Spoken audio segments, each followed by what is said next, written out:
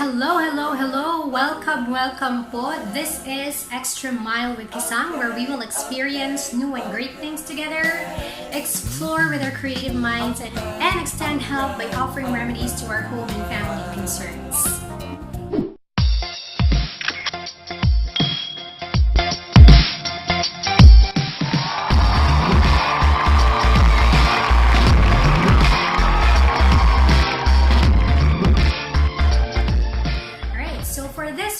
So please join me redo this area of our house. So yun, sana namin ito guys. Joke lang. Yan, this is our dining area.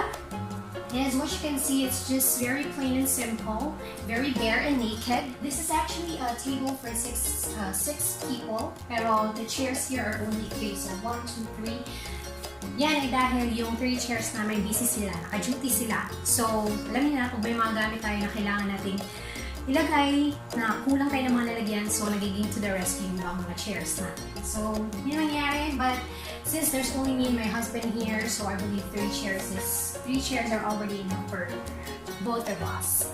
So, flex ko lang, yung setup nito is a very typical na dining area. I said so typical kasi ito yung typical na dining area na kinalakan ko. Bakit?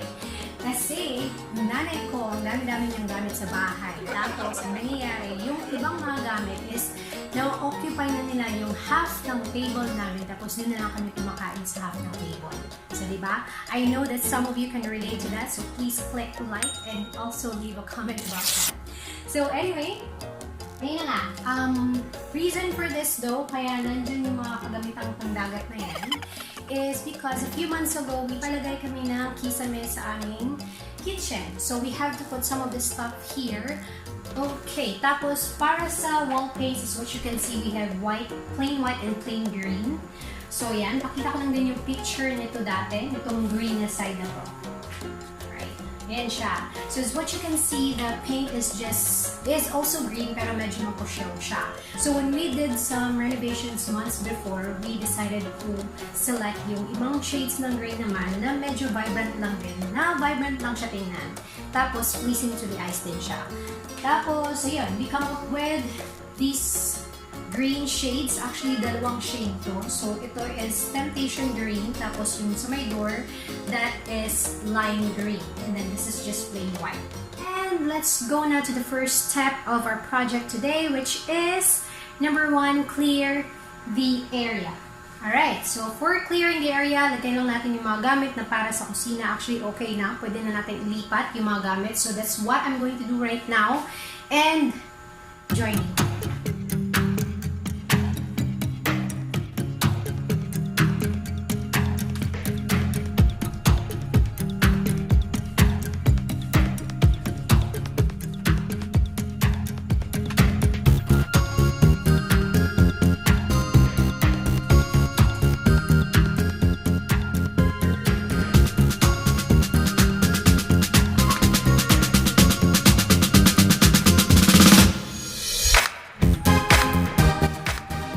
So now let's move on to the second part of our project today, which is planning or plan what you want to do sa area na to. So actually ako, alam ko na talaga kung ano yung gusto kong mangyari dito sa area na to. And I would just like to share information to you on how I do the planning. So first is, of course, ini-imagine ko kung ano yung gusto kong mangyari. Tapos, I would decide what are those things that I can just do myself and what are those things that I would have to buy.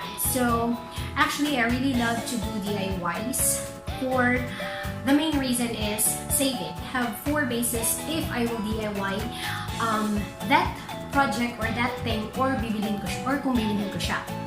So, unang reason ko is if I have the resources here. Because actually, I already have previous projects. When I say project, these are actually those things na ginawa ko kasi gusto ko lang, or meron akong ginawa na for a specific person or for a specific event. Tapos yung may mga materials ako na mga sobra-sobra, actually iniipon ko sila, hindi ko lahat tinatapon. So I have to segregate them. If I can keep some, I keep some. And so the second one is if there's a shortage in time. So example, we can buy it we can order it, you know, pero we don't have time anymore. We only have a few hours or a few days left. So one good example here is actually this. Alright, so that's that white coat. I actually just made that for one day because my sister was just informed that her child will be having a career day a few days after she knew it. So, wala na siyang time to order, wala na siyang time to buy. The third one is if what I want is expensive. So, very self-explanatory. Pag hindi natin kaya, then we would really try to figure out how to do it just for us to have it. So, that's actually one of my motto. I have an example of that, so just watch out. The fourth one is to be unique, so I can pour out my creativity to that project. Now, kasi nangyayari, people would usually like common things. Tapos, I already find it weird if I have that thing and then all of the rest of the people actually have it. Well, it's okay though, it's fine. But sometimes I just really wanted to, you know, make my own version of these things. So that's why I would decide to go for DIY. For the second suggestion when planning, you have to also decide the kind of setup that you will put in. So it will be based into two things, I would say. The first one is for you to know how many are you in the family. We have to consider the number of people living in the family so that you would also know what are the things that you are going to provide for you to be able to have a successful setup. And the next one is for you to know the type of people that are living in your house. So sometimes we may put something there tapos, you know, or meron tayong gagawin tapos we wanted to remind everybody that sana ganito ang gawin natin so that this area would last or this setup would last, and then the rest of the people will just not follow it, so ma-hurt ka lang. So, yun, kailangan mo rin i-consider yung type ng tao na nakatira sa bahay tapos ilan kayo. And of course, when planning, you always have to keep in mind that in every decision, in every setup na we will decide on to, there is always a responsibility that will equate to that. So we have to make sure na since tayo yung nag-set up, we would also be responsible for maintaining that area or at least reminding everybody on how to maintain that area. So for the third step for our project today, that should be gather the necessities. Alright, so ako kasi, again, nakapag-plan na ako, I already know what I'm gonna do and what I'm gonna put into this area so that it would look as amazing as I wanted to. Though, again, simple lang dapat. Simplihan lang natin ang atake, you know? So, yun. I will go ahead and gather all those things that I will need and then show them to you. Let's go!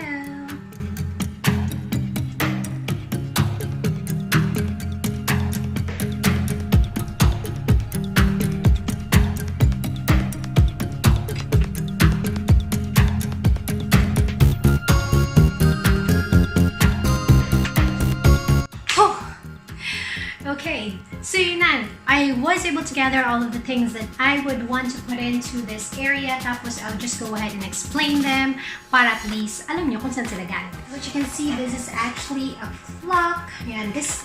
So, pakita ko lang yung dating clock na. Yan. So, yan yung itsura nito dati. So, I just made it this way. Actually, this is just yung mga barbecue sticks. Pero ito yung barbecue sticks na nabibili sa mga malls. Ang one pack niya is only like 10 pesos siguro. Tapos I spent like 3 packs for this. So that's only like 30 pesos. Tapos yung mga stick glue and all. Tapos the details, itong mga kumikinang-kinang dito na parang mga ginko. So they're actually from yung costume na nasira. Tapos these are the details of it. So kaya I just get some of those beads tapos nilagay-lagay ko dito. Supposed to be sequence yung ilalagay ko. Pero since I find it attractive and interesting, I just put these details there. So yan. The next one is this painting. There you go. Yung mismong painting na to, nabili lang namin to. That was a few years back for the cost of 59 pesos, I think. So, napakamura lang niya talaga. Pero I like the painting on it. So, I really bought it. Tapos, hindi siya glossy. Meron akong natirang clear na spray paint from one of my projects before. And that's what I used to spray in here. Tapos, it would para mas magmukhang glossy siya. Tapos, I also got interested with paper quilling. So, yun yung mga details nito. Yung paper quilling, maraming tutorials niyan. So, you can also just check on those. Tapos, ito yung mga nagawa ko. I just designed them all around the frame. Tapos yung mismong frame nito, this is just cardboard. Very hard board actually. Tapos, yung pinang-cover ko nito, I wanted it plain, but wala akong nakita na something glossy na plain. I also don't want to use cartolina for this. Kaya, and then I actually got like a set of stationery papers, glossy na stationery papers for my sister. So yun yung ginamit ko na pang-cover yan sa sides. Tapos yung butterfly, it's one of those butterflies from the set of stickers that I bought. Just, I think, maraming butterflies na siya. Tapos mga less than 50 pesos lang. So, very swak, pasok sa budget. Kaya, ayan. Tapos yung lovely greens na yan, I just painted that from Microsoft Word. Okay. This is a dream catcher, one of the dream catchers that I made for the debut of my sister. Yan. Actually, ito yung pinaka-bet ko talaga na dream catcher. It's just cardboard na kinap ko ng circa. Tapos yung pinang-cover ko sa side is actually like the dried leaves na parang dayami or something, whatever. Parang siyang grass. Tapos yun yung ni-roll over ko dito. Tira lang din siya from my previous project. So gold yung kanyang thread, and I know that most of you are familiar to this kind of thread. And then yung butterfly niya, again, may butterfly dun. So this is also one of the butterflies. Tapos yung mga flowers. These are the flowers that I had with my previous plastic na flower vase. Tapos itong mga plastic na mga butterflies, I just bought it for a set of 12, I think, for less than 100 pesos. I used here tatlong ginamit ko. Tapos yung tela, nandiyan lang yan sa drawer ko din. Nakuha ko lang siya. So, ayan. This is curtain. I will be putting it in there. I know it's just a small window, but I think if I will put a long curtain there, it will create like a good impression when you would, you know, try to look at that area. It's just a tela that I bought before, tapos tinahi ko lang siya para maging cortina siya na ganito.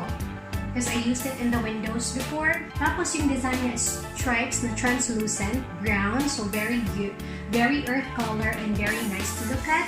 Stripe na vertical, which is really great kasi yung bahay namin is actually bungalow type siya. So, pag ito ilalagay natin dyan, it would create like a high ceiling effect dun sa area na to kung saan natin nilagay yung cortina. So, I have decided to put in table and chair runners kasi meron ako nakita mga tela din galing sa mga previous projects ko. May mga nagpagawa sa akin ng mga costumes, mga friends ko, tsaka yung mga kapatid ko. Tapos may mga extra na mga little tela. So I have to keep them. And then, you know, sometimes, you know, it will bring you good. Just like this. I was able to make a set of table and chair runners. O, diba? It's so cute. It is so cute. And I have 4 of these. I'm planning to just put them on the sides. Tapos if I would feel the need of buying 2 more, kasi nga 6-seater itong ating table. So, I will just buy. Kasi, you know why? It's easy to buy this. Because this cute little placemat costs only 18 pesos. O, diba? Sana 20 pesos mo, may supli ka pa. Ano naman yan? Ang ganda-ganda niya. And nag-comment ang asawa ko dito. Sabi niya, paano na ito mga gamit na placemat? Well, this is more decorative for me. Kasi nga, yung table naman namin is already covered with plastic cover. So, I know that the surface of the cover itself is already protected. So, and lastly, I have 6 of these chair pillows. I actually just made them. So, this is also DIY. So, ito yung magandang example ng isa sa mga reasons ko why I do DIYs. Kasi nga, if what I want is more expensive, so, much better na hanapan ko siya ng paraan. Tapos, makakasipak ng pera. Okay? I tried searching for chair pillows, tapos, yun. Marami naman, there are a lot of options, but I specifically wanted to have something that would fit into the chair. Hindi kasi square yung chairs namin. It's more likely, parang trapezoid siya. So, I wanted that the shape will be followed sa pillow. Tapos, yun, yung cover niya, gusto kong leatherette siya kasi, syempre, para hindi siya mabasa. Tapos, madali lang siyang linisan. Then, I got the chance to ask one person who can possibly make these for me. And the price is like, I think, mga 450 to 550 each yung range. Mga mura naman, mga less than 100 or 120, 130 450, okay lang, pero they don't really fit into what I want to happen here. So with this, if I will let somebody make this for me for like, let's say 450 times 6, so that's what? That's like how much? Like 2,000 plus, I think? Tapos for this, nagawa ko lang siya, gumastos lang ako ng mga 500 plus kasi I bought yung foam, which is I bought a foam na 1 inch thick, tapos gusto ko kasi 2 inches, so I just bought 1 inch thick na foam, tapos isang ply, which is like 300 pesos, and then I was able to make yung shape na ganito, kasi 6, so I have to make 12 para dalawa yung mapapasok ko dito. So, yun, meron pang sobra yung foam. Tapos, yung leatherette niya is only 120 plus lang per meter. I just consume a meter and a half for my cover. So much savings for me. For the buttons and garter, if you will buy them, they will only cost mga 50 pesos or less than 50 pesos because you will only need a couple of them. But I already have these pieces in my boxes there. So, yan. This is great. So, ayan na. I-install na natin yung mga kagamitan natin para ma-makeover na natin yung dining area.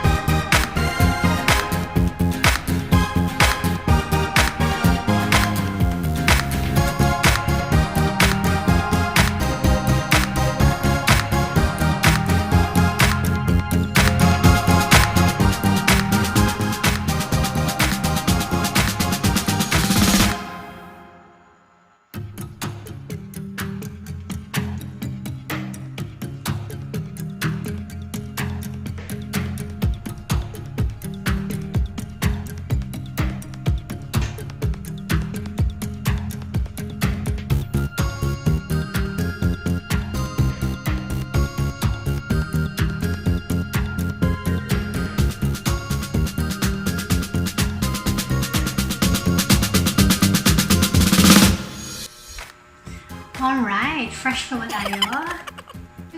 By the way, for our chairs, diba sabi ko nga, tatlong chairs lang yung nandito ngayon kasi yung tatlong chairs, we're currently utilizing them for some other things. So, what I did, kasi nga meron tayong 6 na chair pillows. So, yun, ginawa ko is, yan, lagay ko na muna sila dito. They fit there really well. So, dyan na sila. So there, we are already here in our new setup. Yan, kita niyo naman, ang ganda-ganda na niya, maaliwalas ng tingnan, very vibrant, very pleasing, very natural ang colors niya. Tapos, glittery, a little glittery, but in general, it's simply amazing. So yeah, I hope you enjoyed what I did today. At marami pa tayong pagsasamahan, pagsasaluhan at pag-iisipan. So I hope that you give me a like for this video, and also please subscribe to this channel if you have not subscribed yet. I will be very happy to create videos for you guys related to this and also some other things. And that's it for today. See you around.